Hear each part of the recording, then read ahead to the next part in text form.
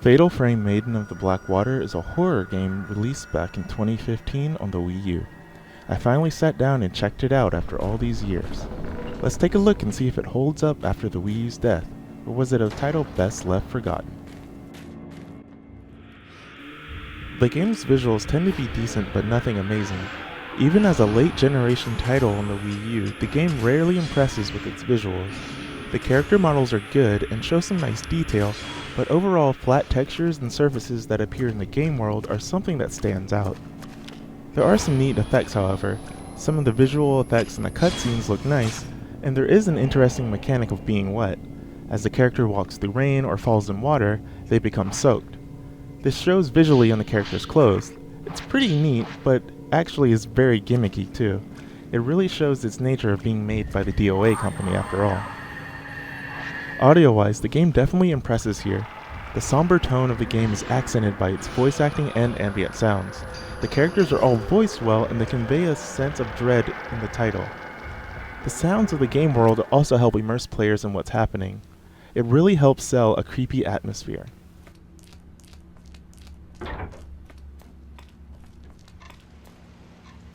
I will give Fatal Frame some knocks for its story. It's a slow burn that holds its cards a little too close to the chest right up until the end. It keeps its mysteries for far too long. I'm all for a game that reveals its plot elements slowly, but for a large portion of the game it feels like the story isn't actually progressing. Once you're exposed to more elements, it does get somewhat interesting, but the overall plot just falls short compared to the whole package. It follows the mysterious happenings on a particular mountain in Japan. Our three protagonists, Yuri, Miyu, and Ren, all visit the mountain for their own reasons. Yuri is a young girl who can see ghosts at every turn. Miyu is an idol who tracked her long-lost mother to the mountain. And Ren is an author who comes across a strange photo and becomes obsessed with it. Each is associated with a side character which gives the theme a little more meaning, but not to spoil the details on them for anyone who wants to play it. Most of the story is conveyed through a large amount of files and notes found in the game. I was actually surprised by the amount of them scattered about. It's worth reading through all of them to get a sense of what the story is actually telling you. The game has a lot of backstory, and it is fairly interesting if you actually take the time to read all of it. There are some extra cutscenes that can help give context to the game world. Once a ghost is defeated, they can be touched. And once they're touched, you'll be given a special scene. These scenes show the demise of the ghost in question. Them being presented as almost found footage videos is really interesting, and some of these tend to be the creepiest videos in the game.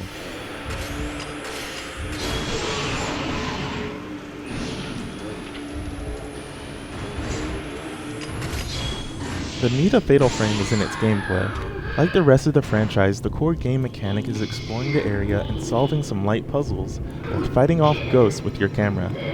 Nothing's really changed in this regard, but having a second screen with the gamepad is really quite novel. When a hostile ghost appears, you drive it off by taking pictures of it.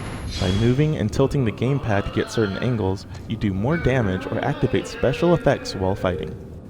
Thankfully, there are two different control modes. A full motion control mode that lets you tilt, rotate, and move the gamepad in a variety of ways for extra immersion. It works well, but if you're like me, you might want something more traditional. The second option lets you use the analog sticks. Both schemes take time to master, but once you get the hang of it, it works quite well. Aside from taking pictures, there are a number of upgrades and equipables for the camera. Basic upgrades allow you to load film faster, increase damage, and so on. For the two female characters, you're able to equip special abilities such as life recovery, extra damage, or status effects. Ren, however, can only upgrade the basics of his camera. Instead of having multiple abilities, he gets one big ability called Quick Snap. This allows him to take multiple photos at one time for huge damage. It's a nice difference that separates the characters from each other. The basic combat works quite well, but it can be disorienting. The characters themselves move quite stiff and are almost unwieldy, and a few of the combat encounter rooms are actually quite frustrating to deal with, but overall it works without much fuss.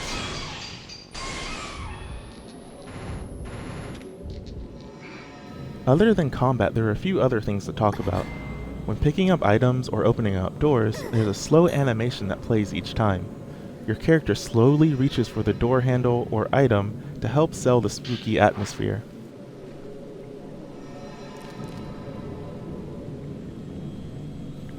It works well the first few times, but after a while it starts to wear thin, especially with the items.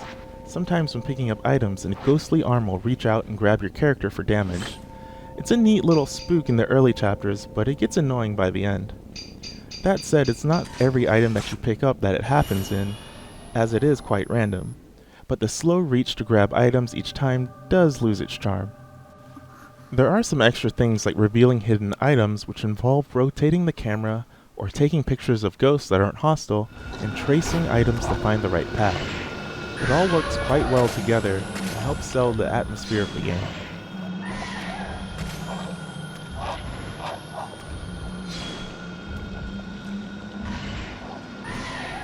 In the end, Fatal Frame Maiden of the Black Water is a good horror game. The story is a bit overly somber for my liking, but the mood and atmosphere on display is great. The novel feeling of using the gamepad to do combat never wore thin after about 15 or so hours it took to finish as well. By time it's wrapping up, some of the extra features like ghost arms and whatnot lost their edge, but I was definitely compelled to see how the adventure ended. The game world does reuse its environments a bit too much, and it creates an unneeded hump in the middle of the game, but once you get over it, you might be compelled to finish it as well. Of course, like any horror game, the level of scariness is subjective to the person. Personally, I found it not all that scary, but it does have some truly disturbing scenes and instances inside of it.